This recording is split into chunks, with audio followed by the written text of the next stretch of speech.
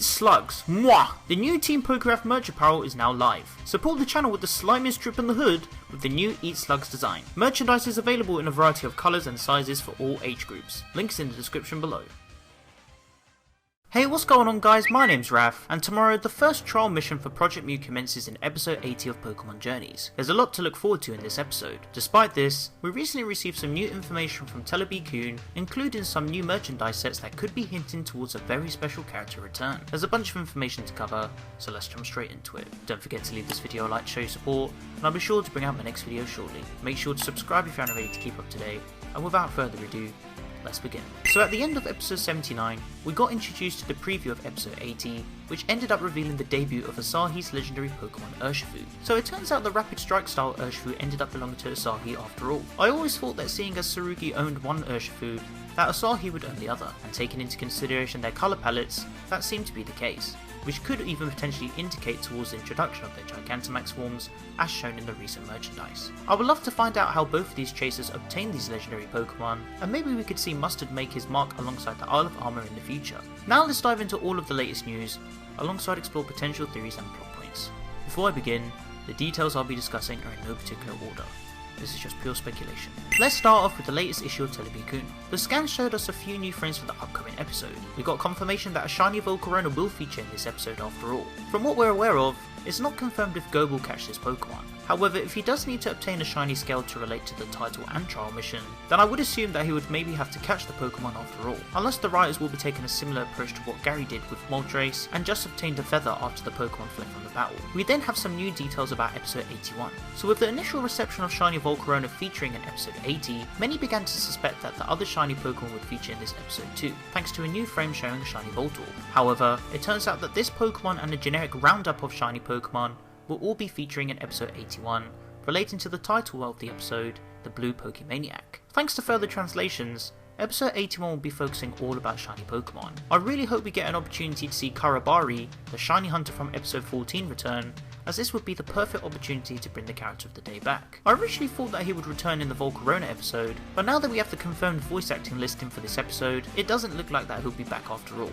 So maybe episode 81 will be the perfect opportunity. Imagine him and Go having a competition to catch the shiny Pokemon, or him even teaching Go the rarity and importance of shiny Pokemon. This could also be the episode for Go to finally catch his own shiny as well, and according to the famous Secret 69, the shiny Voltorb is actually owned by Go after all.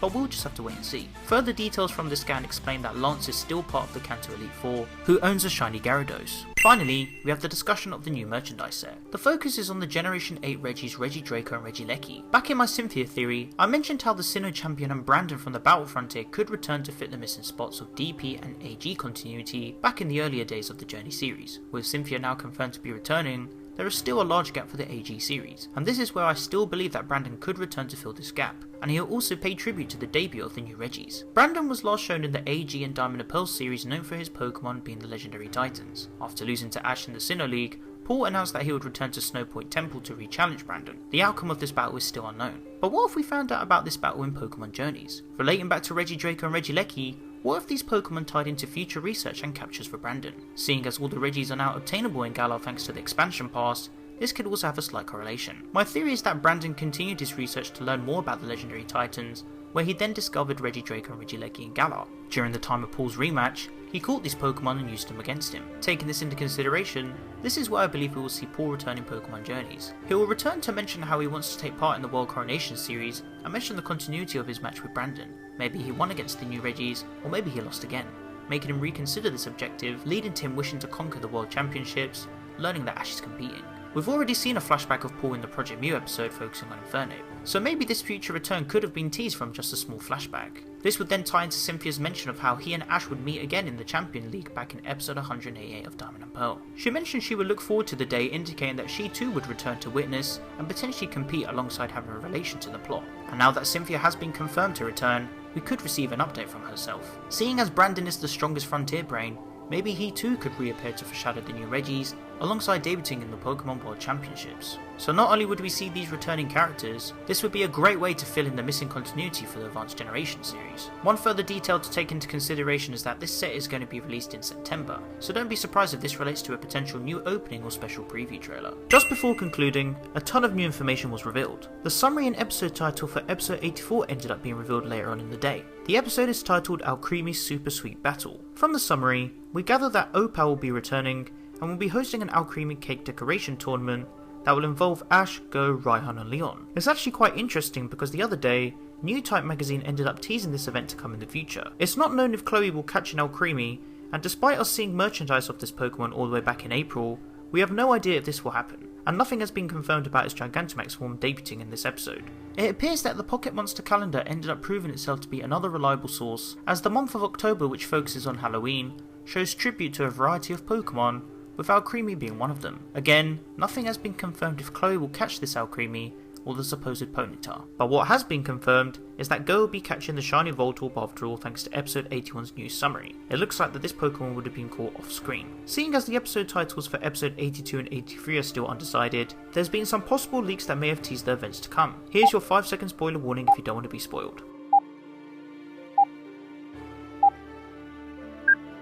The leaks have apparently revealed that Allister will be debuting in the anime, and maybe Ash vs B Round 3 will be happening very soon, alongside how the Winter Special episode is approaching. It seems that a new opening will also air during the time of episode 82. Just by looking at this account, it already has some potential credibility due to revealing the Alcremie information, but we'll just have to keep an eye out to see what gets revealed in the future. Some suspect a 2-week break could happen instead due to the pandemic, but seeing as episode 84's title has been revealed, that title would then have to be shifted back into episode 82 spot.